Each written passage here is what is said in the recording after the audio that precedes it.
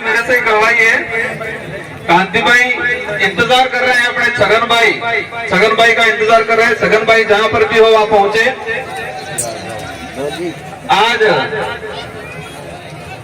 इस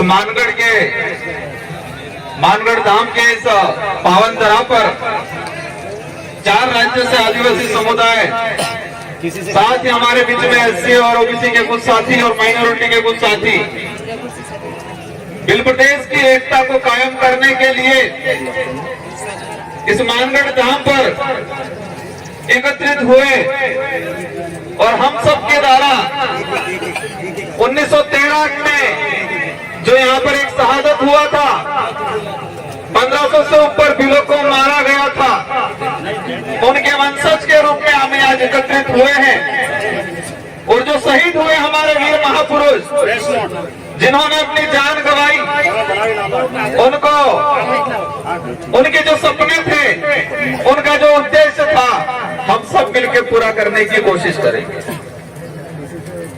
आज इस पहाड़ी पर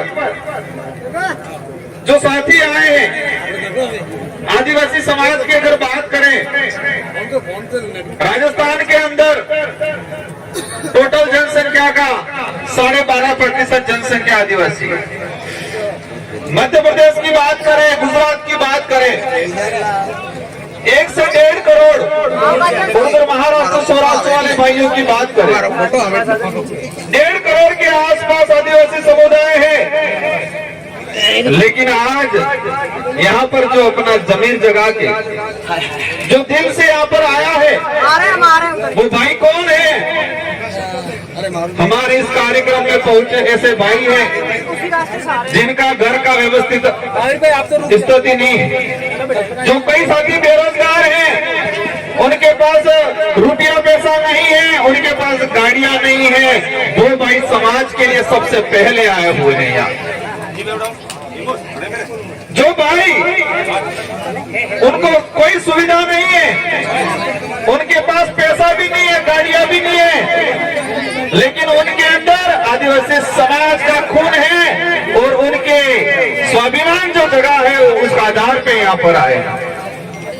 कई साथी ऐसे हैं हमारे, समाज का सर्टिफिकेट लगा के बड़े नेता, बड़े अधिकारी बन गए।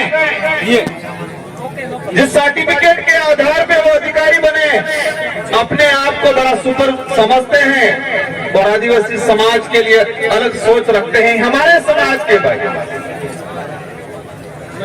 तो ये जो लड़ाई है, ये लड़ाई जो है, हमारे पुरखे भी लड़ते आए थे, हम भी लड़ रहे हैं और आने वाली पीढ़ी को भी लड़ना पड़ेगा। तो लड़ाई वही लोग लड़ेंगे जिनका जमीन जिंदा है, जिसका जमीन जिंदा है, जिसके अंदर आदिवासी खून जागता है, वही लड़ाई लड़ेगा।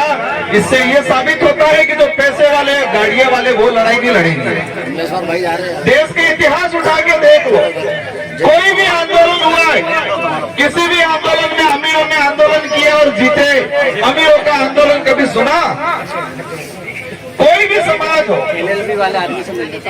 जो धरातल से जुड़ा हुआ है, जो समाज की भावना रखता है, वही व्यक्ति आंदोलन करता है। तो मैं आप सबको खूब दिल से धन्यवाद देना चाहूंगा। आपके अंदर समाज की जो भावना है, आपके अंदर जो समाज के प्रति जो जागृति आई है, आप चाहते हो आने वाली पीढ़ी सुरक्षित रहे, इसी अनुरूप आप आए और ये कारवां बढ़ता रहे। जाम लगा था, खुलवाया जा। आज इस अवसर पे देश के अंदर हमारे समाज के साथ क्या हो रहा है, इससे पहले मैं कुछ बात बताना चाहूंगा। जैसे लिया चलवा करके हम कहते हैं हमको लड़ाई लड़नी है, दिया नहीं हो किसी ने, हमको लड़ाई लड़नी है, लेकिन लड़ाई किस लिए लड़नी है? लड़ाई किस लिए लड़नी है और लड़ाई किससे लड़नी है, ये दो बातें नहीं जानेंगे।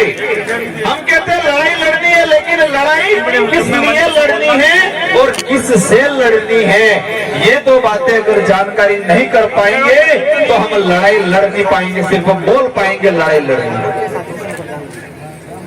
लड़ाई हमारे हक अधिकारों की लड़ाई, हमारा आदिवासी समाज का इतिहास जो दबाया जा रहा है उसको उजागर करने की लड़ाई, हमारी संस्कृति की लड़ाई, हमारे संवैधानिक हक अधिकारों है और हमारे स्वाभिमान की लड़ाई है। और लड़ना किसने है? जो लोग सत्ता में बैठ के हमारे हक अधिकार खत्म कर रहे हैं, उनसे लड़ना है।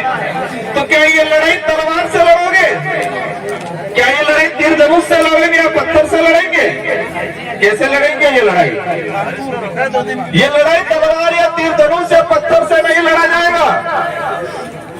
ये लड़ाई इस देश के अंदर लोकतंत्र है और लोकतंत्र में हर 5 साल के अंदर जनता को पावर दिया है कि आपके पास जो चाबी है, उस चाबी के माध्यम से आपके समाज के हक अधिकार की लड़ाई लड़ो।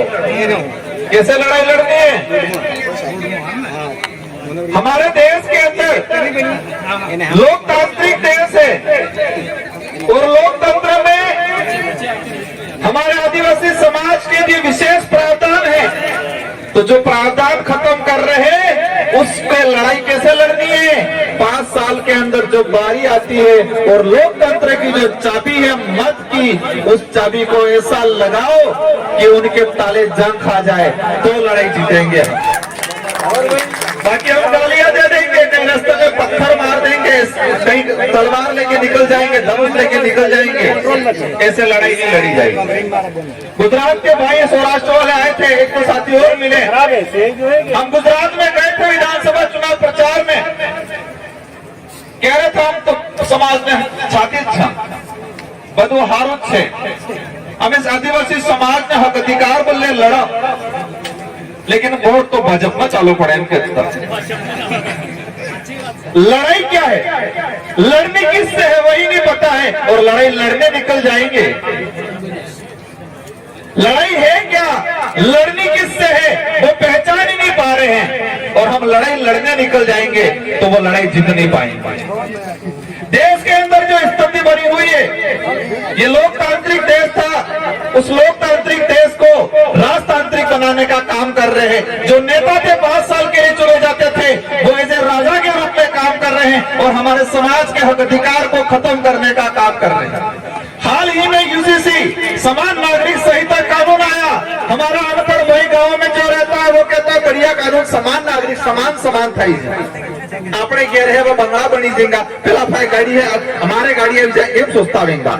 और कमल कांग्रेस के लोग ऐसे ही प्रचार करते हैं, समान नागरिक था ही सब बराबर था ही। हमारे अधिकार जो खत्म हो जाएंगे, शेड्यूल एरिया के जो प्रावधान है वो खत्म हो जाएंगे। और मैं इस मंच के माध्यम से कहना चाहता हूं कि अगर समान नागरिक संहिता कानून पास हो गया तो जो ये बांसवाड़ा और डूंगरपुर में हमारे जो लोकसभा सांसद चुन के गए हैं, वो नेक्स्ट कभी कोई चुनाव नहीं लड़ पाएंगे। जो यहाँ के विधायक हैं, यहाँ के मंत्री हैं, अगर समान नागरिक संहिता कानून लागू हो गया तो वो चुनाव नहीं लड़ पाएंगे। वो चुनाव इसलिए नहीं लड़ पाएंगे, वो चुनाव इसलिए नहीं लड़ पाएंगे कि बेबे तामदाम बहिर जही और समान नागरिक संहिता कानून लागू थाई गयो तो हिंदू लो थाएगा और हिंदू लो ना आधार थकी बे बहिर जवाड़े चुनाव में नौकरी नहीं मिले। ऐसी कई चीजें हैं, ये चीज आसानी से समझ में आ जाए इसलिए मैंने बताया, लेकिन वो पार्टियों के गुलाम बने हुए हैं।